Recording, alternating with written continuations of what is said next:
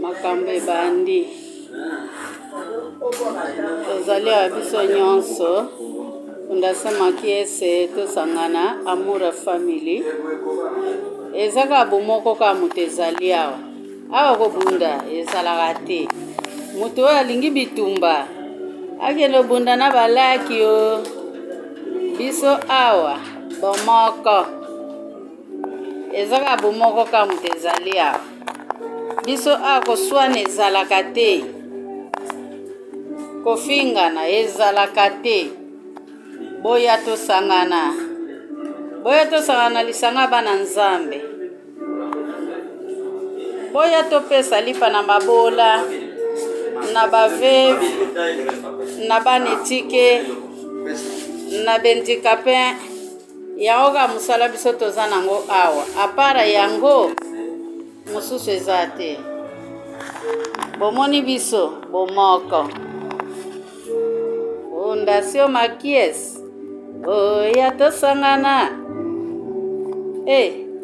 kote eza oyinda ti oyebaki te à suivre teatro, papà di Zenini.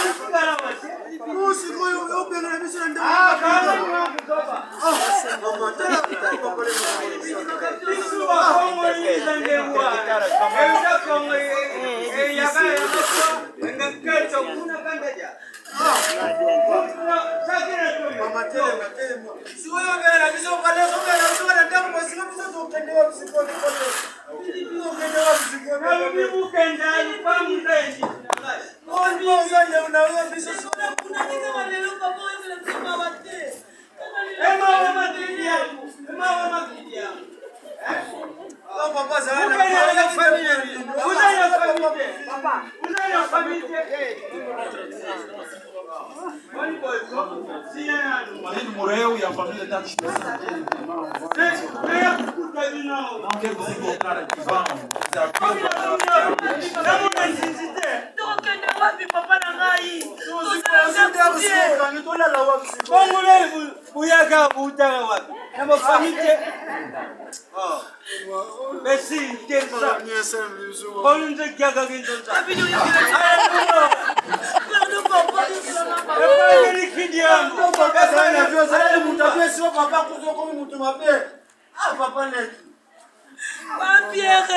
Papierre Rosaki.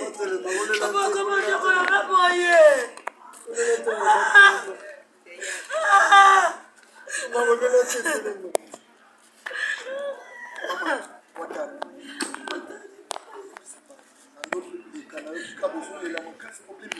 Papa, eu les gars, qui est la place aux qui est tika biso makambo esali awa solution ezati.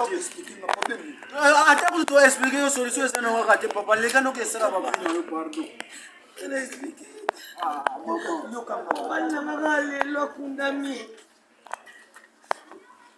Kalelo, ndekona lobi. Fana suna pa wote papa ezalaka penza papa na nga. Kaka lelo ndekona na polite na matele. Biso pena ndako kangami bana nakufatika ninga mwana ndeka toti sintia toti kaswa kana za moko ya bande ko to travailler kata fondation Maman Makiese tosa fondation Maman Makiese biso tosa wana pona tika makambo wana kama yo kama ino na totala ngo de sila kupi ino wasila ngati bo permettre ngana lo pardon oyo kanga biso toza fondation oyo toyeka même tokota ordre na kati ya ngola baveve bana detiki bana oyo balabala bazanga bapara bazanga bato kosunga biso toza wana mpona kosunga mama soko tosinga matoi apena makambo na ndima na ngango te na ndima kobandaka boye salima basalisaka bato yo nde oyaka nini na kotika biso na pasi na biso tozala biso babengai biso te na ndako problème te nasala effort nakoyaka lobi awa tosolola malamu merci biso mpe kaka tozolala awa na okende te na kolala opoza soki moyen ezali tokokokende esi fondation ezali mwemo otala kaka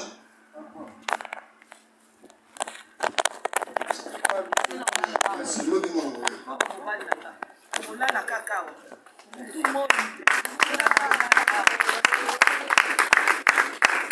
É triste, a família abandonada, o esposo morreu e a família abandonaram a esposa, lhe tiraram de casa porque a casa ficou com a família. Agora apareceu o Salvador, que a mamãe Maquiese veio para consolar a família, informou, deu a novidade, mas eles não entenderam, não querem aceitar, não querem acreditar. É por isso o enviado voltou, vai pensar o plano B.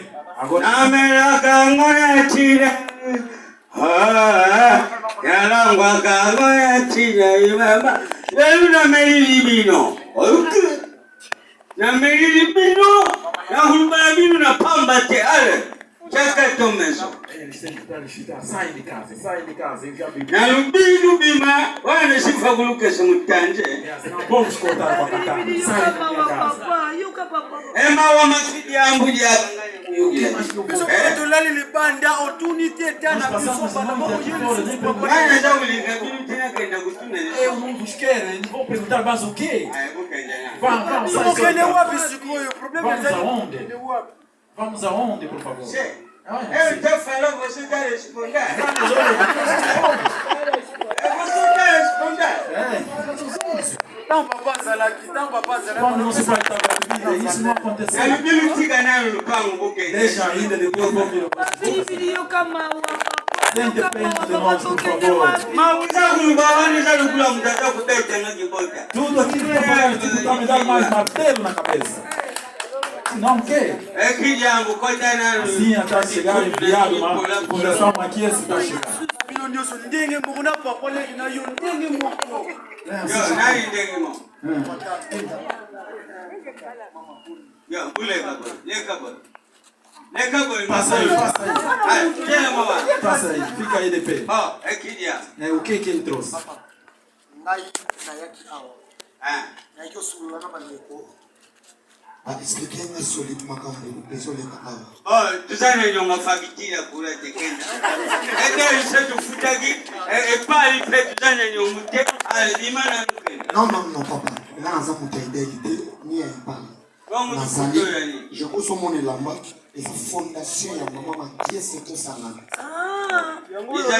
na kati ya fondation na biso nzambe aspire bamama oyo mpona kosunga bato yokanga bino eza na mibali ebele oyo bakufa bafami banegisha bango banegisha mibali meme makambo ezosala pa mama Alesi yombongo oya kuluba makambo wana. Ona tika lupango. non Alungasha bamba bamba. biso bakonvenga biso na eloko te nzambe nde azala na kati na biso na kati ya fondation mama Makiese tosala toye wana mpona kosunga baveve bana betiki bahandikape bao bazangi mpe en plus kobosana eloko te biso bapesi afrika na biso mbongo te Alléluia. na problème tokoluka toyeba problème na yo eza ya solo to te soki eza ya solo na makasi na ngola nzambe toza wana mpona koyebasela mama nalakaki bino na kosunga bino ndako oyo eza lisusu ya bino te fondation Makiese tosangana espesi bino ndako ya malamu oyo ezali makolo mpona kopresente bino biso tokosaka te papa zanga lesi biso toza na biro eza komite monene mpe apres kobosana te tosoki kaka na ngola te toza mpe na allemagne papa mama nzambe azoespere biso kotambola mona ntie mpona kolakisa bolingo ya nzambe kati Papa leki motema mama. Moni place fuki yo. Sabela kichiki tulu wa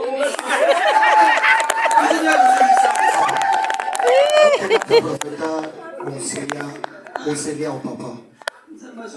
Graças a Deus que essa organização veio essa fundação para ajudar todos aqueles que não têm nada, aqueles que necessitam, aqueles que estão na rua, que estão precisando. Graças a Deus, Deus inspirou essas mamães ou essa organização para ajudar. Por isso, nunca ignora ninguém na tua vida.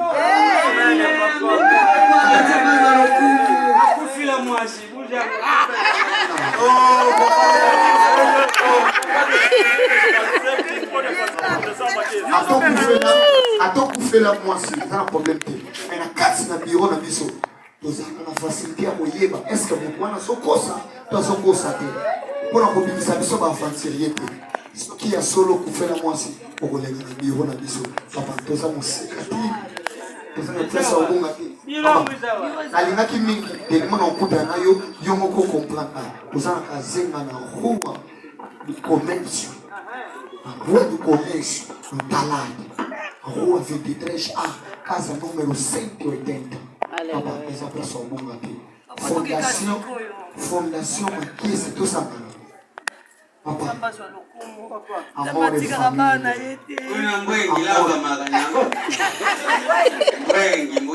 Papa, Nelson, foi mundo. As outras, o Bina Maliate, na Rolança, e os Salma. Lupango buzwanya Kenya Foundation.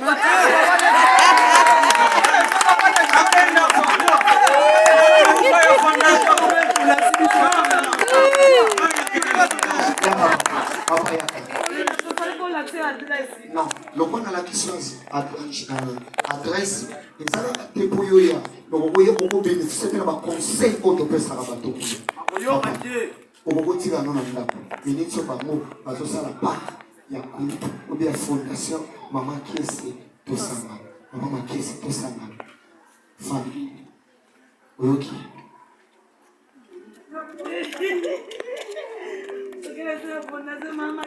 Na boutique en qualité, faut pas faire ça, na boutique ici quand, pour nous. Lobo ya papa le kosipe. Ah ndakuka.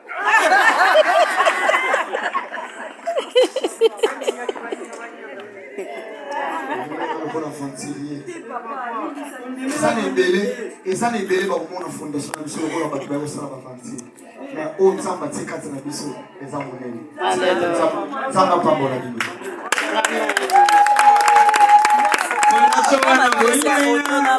Ekumushima otomatala. Oibaya.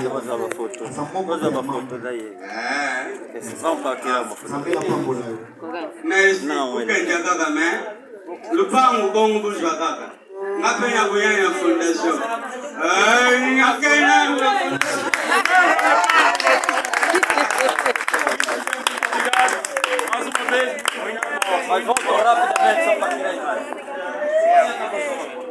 Venham, vamos tirar a fotografia da família, depois eles vão sair.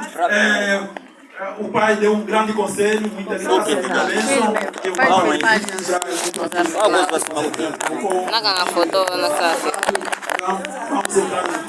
Vamos tirar uma fotografia da família antes que eles vão sair.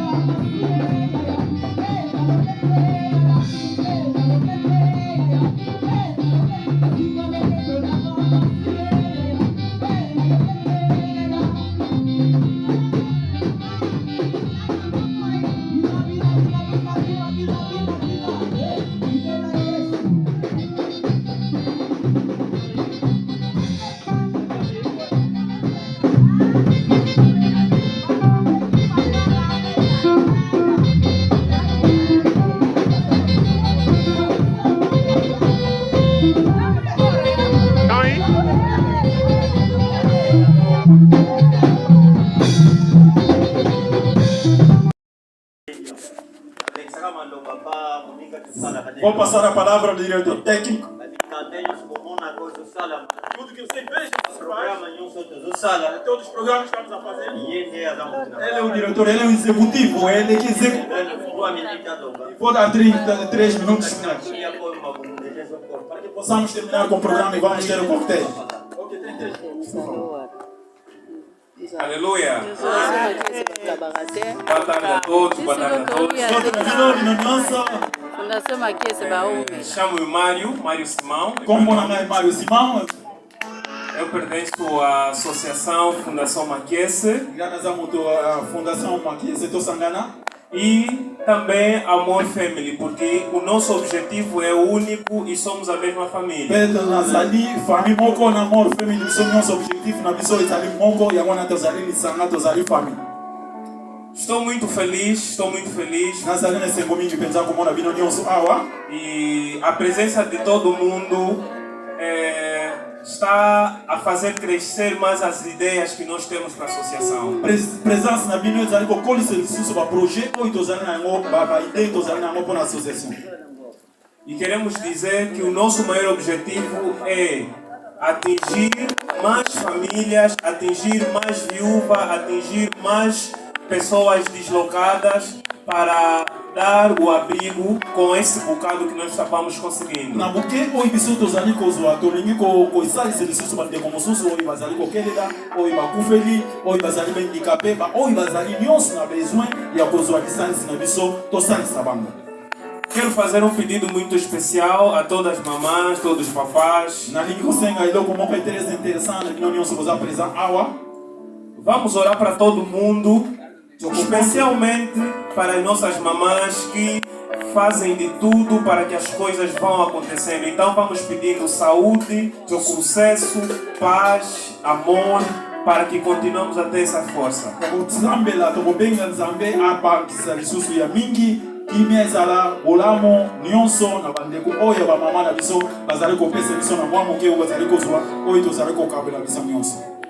Toda ideia na nossa associação é válida. Makanisi nyonso ezali ya malamu epai ya moto oyo aye nango. Se tiver alguma ideia que poderá melhorar a nossa associação, pode apresentar a ideia e nós vamos ouvir, vamos trabalhar essa ideia, porque o nosso objetivo é crescermos.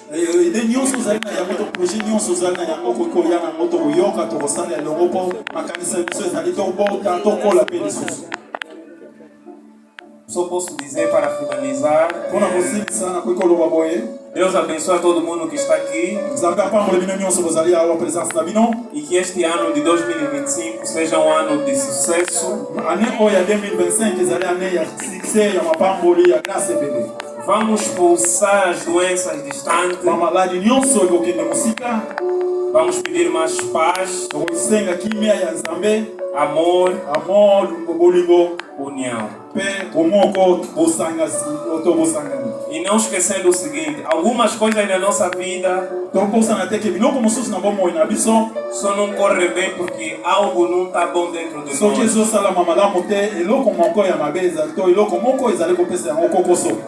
Se tens um irmão, um colega de serviço, vizinho, e a vossa relação não anda boa, liga para essa pessoa. Diz que comigo está tudo bem. Vamos cultivar a união. Agora, se essa pessoa achar que não, comigo está sempre da mesma forma, mas Deus sabe que você abriu o teu coração.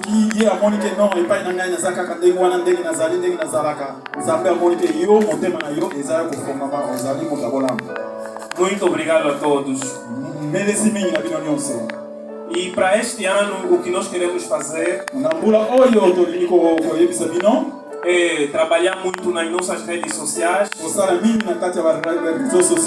conseguir mais apoios, levar esse projeto a nível de Angola. Exatamente, porque as mamães também lá estão a trabalhar. Apoio de todo mundo é importante. Muito obrigado. Muito obrigado. Menos e mim. Salva de palmas para esse dia. Salva de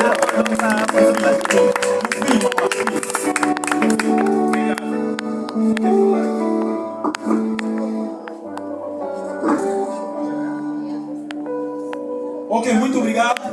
Eu já me apresentei, sou o senhor Simão Felipe, secretário-geral da Amor Family, Associação Família Costa.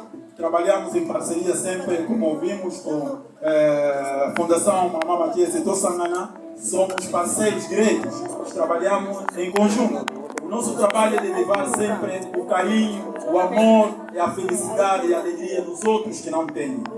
Não é fácil, amados irmãos, amadas irmãs, como o pastor e todos que acabaram de passar aqui, entendiam que oferecer algo a alguém não é fácil. É aquela pessoa que tem um coração aberto, aquela pessoa que tem um coração humilde, é que oferece. Eu vou dar um exemplo. Quando partilhamos as coisas, uma vez o Papá David foi no Kwanza Sul, talvez Kibala, né? O Papá David recebeu uma parte das coisas, foi no Kibala, e quando ele chegou lá, encontrou um montão de pessoas desfavorecidas, fizeram a bicha para vir atender, para vir receber as coisas do Papá David. O Papá David olhou as coisas que ela tinha, essa é uma experiência.